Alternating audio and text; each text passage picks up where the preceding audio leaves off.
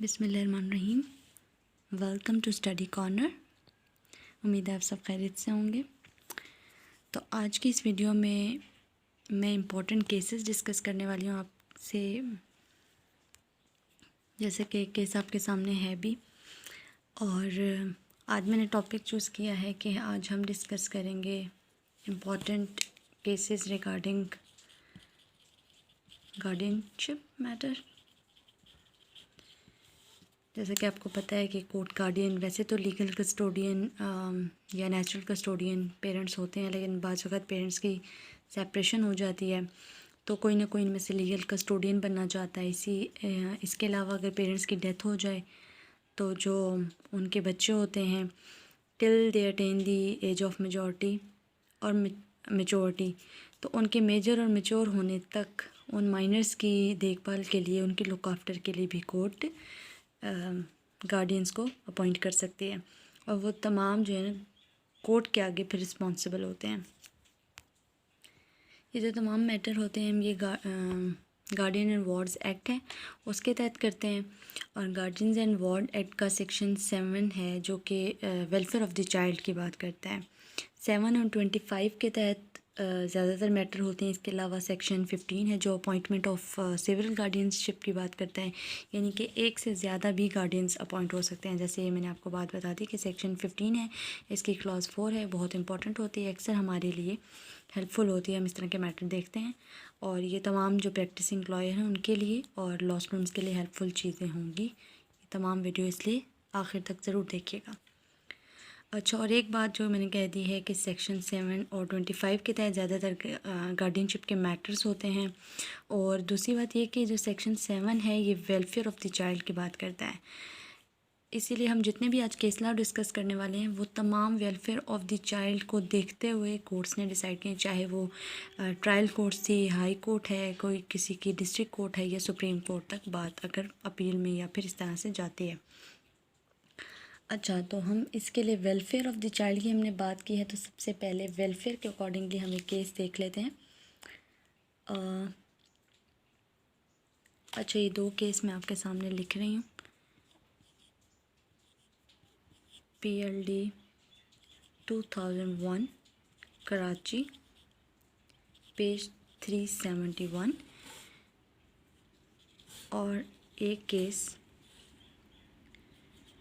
PLD 2001, ये भी कराची का ही है और पेज इसका 488। अब ये दो केसेस हैं जो वेलफेयर ऑफ द चाइल्ड की बात करते हैं, इसलिए अगर आपको वेलफेयर ऑफ चाइल्ड से रिलेटेड कोई सपोर्टिंग अथॉरिटी चाहिए होगी तो आपने इन दोनों केसेस को ज़रूर स्टडी करना है।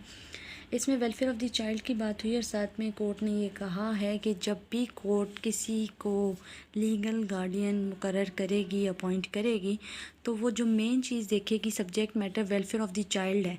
और अगर चाइल्ड की एज इस तरह की है कि उसको मदर की ज़रूरत है, जैसा कि मैं ऑलरेडी आपको बता चुकी हूँ कि या तो सेपरेशन ऑफ मैटर्स, पेरेंट्स की सेपरेशन के मैटर्स में ये बात देखी जाएगी, या फिर अगर इसके अलावा तब देखा जाए लीगल कस्टोडियन बनाया जाता है जब पेरेंट्स डेड हैं। ठीक है, तो अब कोई अंकल, आंट, कोई भी ग्रैंड पेरेंट्स में से फादर की साइड से या मदर की साइड से अगर गार्डियन मुकर्रर होना चाहता है तो उसके लिए क्या चीज़ देखी जाएगी कि उस बच्चे की वेलफेयर देखी जाएगी। अब वो पेरेंट्स में से अगर किसी के हवाले किया जा रहा है तो वो आइदर उसकी एज ऐसी है कि वो फादर के साथ रह सकता है या मदर के साथ, या अगर उसके फादर ने दूसरी शादी कर दी और वो बच्चे की कस्टडी चाहता है तो क्या स्टेप मदर के साथ बच्चे को भेजा जाएगा या फिर फादर उस सूरत में डिसएंटाइटल हो जाएगा। इससे हवाले से एक इम्पॉर्टेंट जजमेंट भी है, लेकिन उसका हम बाद में देखते हैं। पहले हमने वेलफेयर ऑफ द चाइल्ड की बात कर दी और एक केस इम्पॉर्टेंट इससे था जो कि मैं आपको बताना चाहती हूँ।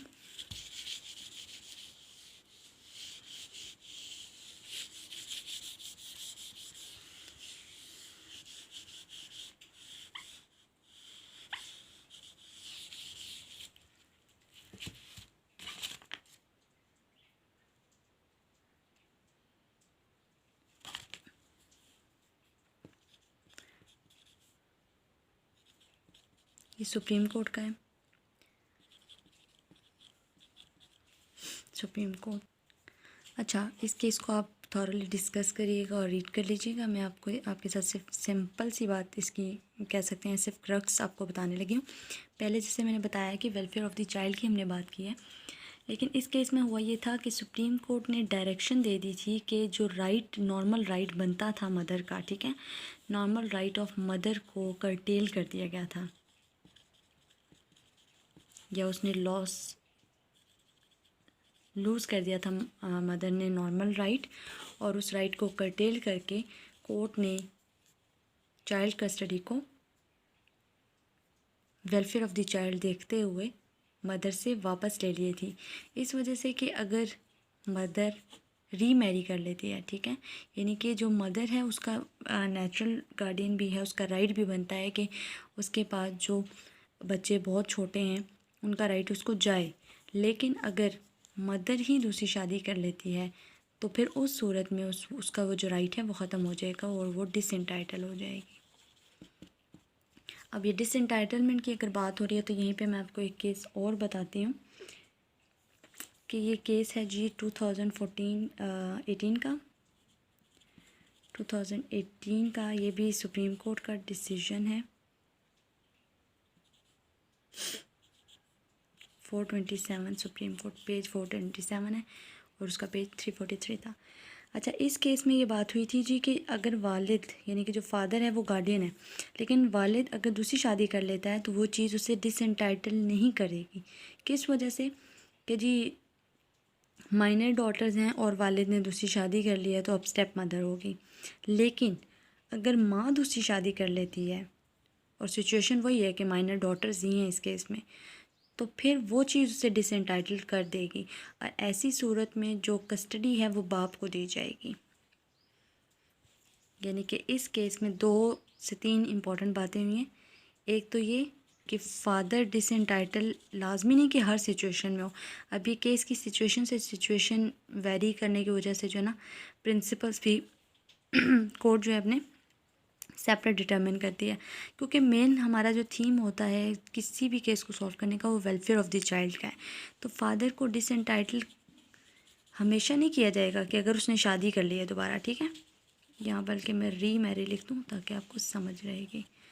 फादर की री मैरी से उसको डिसएंटाइटल नहीं हो जाएगा कि जी माइनर डॉटर्स थी, लेकिन अगर मदर री मैरी है तो वो चीज़ उससे डिसएंटाइटल कर देती है। सेम हो गया ऊपर वाली सिचुएशन के हवाले से। तो ये 2 सेम बातें होगी, लेकिन मदर डिसएंटाइटल हो जाएगी अगर वो दूसरी शादी करती है। अब हम इस केस को देख लेते हैं जो कि पहले से मैंने लिखा था, लेकिन मैंने कहा आपको पहले बेस बता दूं कि जो गार्डियनशिप मैटर होते हैं वो किस हवाले से डील किए जाते हैं, यानी कि वेलफेयर ऑफ़ द चाइल्ड क्या होती है और किन सूरतों में देखी जाती है, और मदर और फादर की इंटाइटलमेंट और डिसएंटाइटलमेंट भी। ये जो केसेस मैंने आपके साथ डिस्कस किए इससे आपको आइडिया हो गया होगा होपफुली।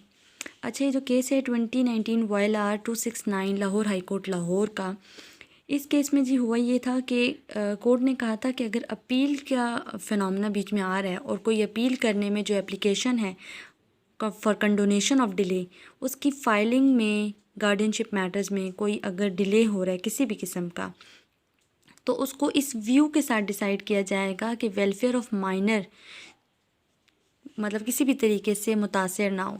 इसकी स्टेटमेंट मैं आपके सामने पढ़ देती हूँ कि application for condonation of delay in filing appeal in guardianship matters to be decided in view of welfare of minor even the set ground raised और नॉट रेज्ड, ठीक है, यानी कि अगर उसकी ग्राउंड यानी किसी भी किस्म का अगर लॉ का एरर आता है, कोई भी ड्राफ्टिंग सेटिंग कोई एप्लीकेशन है, कोई डिले आ रहा है किसी भी किस्म की ग्राउंड, अगर वो ग्राउंड उस केस में दूसरी पार्टी रेज़ करती है या कोर्ट के सामने भी वो इशू रेज़ किया जाता है या नहीं किया जाता, इन दोनों सूरतों में जो मेन सब्जेक्ट मैटर है वो है जी वेलफेयर ऑफ़ द चाइल्ड।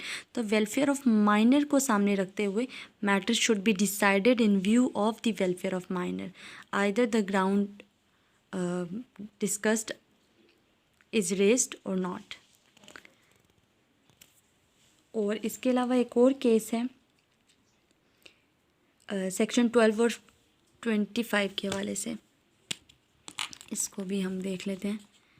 ये सेक्शन 12 और 25 जब मैं बात करूं तो आपने समझ आना है, क्योंकि हम गार्डियनशिप की बात करें तो गार्डियंस एंड वार्ड्स एक्ट की बात हो रही है। अच्छा, इसका 12 और 25 है। अच्छा, तो जो जी केस है, oh I forgot to write here, 2019 YLR 785 same of Lahore high court, Lahore का केस है।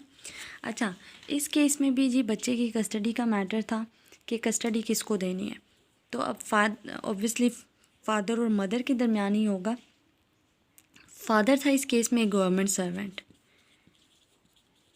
और बच्चे जो माइनर हैं, क्योंकि एक 6 ईयर्स का और एक 8 ईयर्स का, तो इतने साल के बच्चे, सबको पता है कि इतनी एज के बच्चों को अब इतनी भी समझ नहीं होती, उनको मदर की ज़रूरत होती है।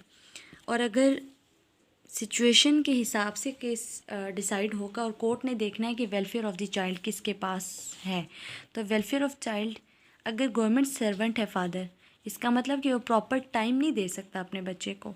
ऑब्वियसली अगर वो कमाता है अच्छा, वो उसकी हर तरह से ज़रूरत पूरी करेगा, लेकिन सिर्फ बच्चे की ज़रूरत, उसके फ़ी चार्जेस, उसकी लुक आफ्टर, उसका ड्रेसअप और ये तमाम मैटर्स नहीं है। बच्चे की ज़रूरत है कि उसको प्रॉपर ट्रेन किया जाए, उसकी तरबियत की जाए। और अगर फादर गवर्नमेंट सर्वेंट है तो उसका हाफ़ से ज़्यादा दिन तो उसकी सर्विसेज में चला जाएगा, तो बाकी का जो टाइम है उसमें वो तमाम चीज़ें कैसे मैनेज करेगा, घर भी बच्चों को भी।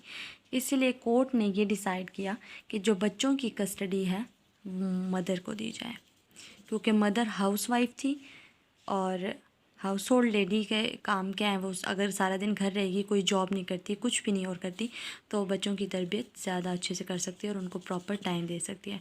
तो कस्टडी फादर के बजाय मदर को दी गई।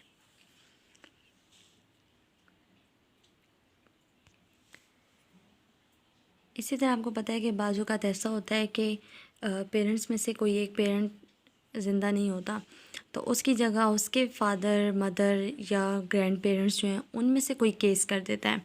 तो एक केस है 2018 SCMR सुप्रीम कोर्ट 286, ठीक। इसमें सुप्रीम कोर्ट ने डायरेक्शन दी थी, ये केस था जी ग्रैंड मदर का। इसको मैं यहाँ पे बता देती हूँ कि 2 चीज़ें थी। एक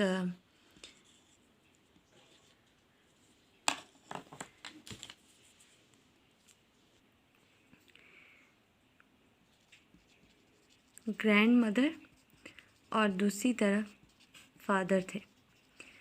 अब कोर्ट ने ये डिसाइड किया कि ग्रैंड मदर और फादर में से फादर क्योंकि नेचुरल गार्डियन है, इसीलिए कि जो कस्टडी ऑफ माइनर्स है वो फादर को दी जाएगी, क्योंकि जो भी बात हो, लेकिन जो फादर और मदर है उनसे बेटर बच्चों की परवरिश कोई नहीं कर सकता। अगर फादर और मदर का सवाल होता तो उसमें से court welfare of the child को उस क्वेश्चन को डिटर्मिन करती, लेकिन जो अभी सिचुएशन है वहाँ पे हमारे पास ग्रैंड मदर और फादर हैं। तो फादर क्योंकि नेचुरल गार्डियन है as compare to maternal grand mother, तो सुप्रीम कोर्ट ने डायरेक्ट कर दिया था कि जो कस्टडी है वो फादर को दी जाएगी, लेकिन जो वीकेंड्स हैं वो ग्रैंड मदर के पास बच्चे गुजार सकते हैं। तो ये रूलिंग आई थी इस केस में सुप्रीम कोर्ट की तरफ से।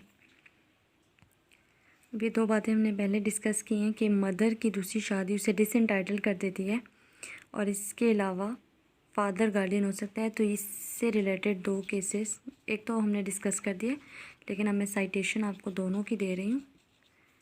427 सुप्रीम कोर्ट कि फादर को गार्डियनशिप मिली है और मदर को डिसएंटाइटल किया है। डिसएंटाइटलमेंट की बहुत सी रीज़न्स हो सकती हैं, जैसे उसका शादी कर लेना,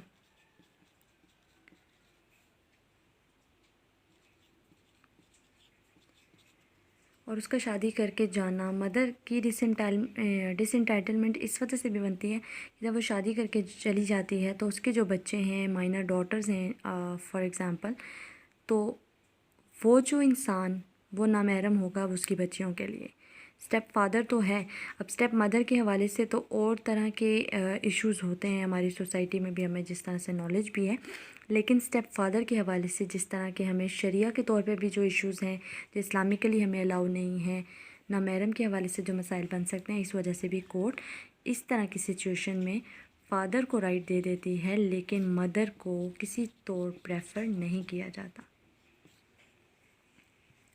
आई होप कि आपको आज की वीडियो अच्छी लगी होगी। इंशाल्लाह नेक्स्ट मैं किसी और इशू के साथ जो करेंटली हमारे बहुत ज़्यादा इंक्रीज़ हो रहे हैं और जो मैं फ़ील करती हूँ कि आजकल खुला के, तलाक़ के और जो घरेलू मामलात हैं उनमें बहुत ज़्यादा मसाइल बन रहे हैं, उसकी रीज़न्स को भी इंशाल्लाह डिस्कस करेंगे। उसको ओवरकम करने के लिए भी कुछ ना कुछ डिस्कशन की जाएगी और किसी न्यू टॉपिक पे आपको अथॉरिटीज़ प्रोवाइड की जाएंगी, केसेस बताए जाएंगे और बाकी आप मुझे सजेशन दे सकते हैं एज़ आई टोल्ड यू और ask you in last previous videos कि आप मुझे बताएं कि मैं किस टॉपिक पे आपसे डिस्कस करूं। और अगर आप आज की वीडियो से अगर आपको कुछ फ़ायदा हुआ है तो आप मुझे बताएं कि मैं केसेस के हवाले से आपको अगर फ़र्दर हेल्प करना चाहती हूँ तो मैं किस तरीके से कर सकती हूँ। Thank you so much for watching. See you in next video. Till that, take care. Allah Hafiz.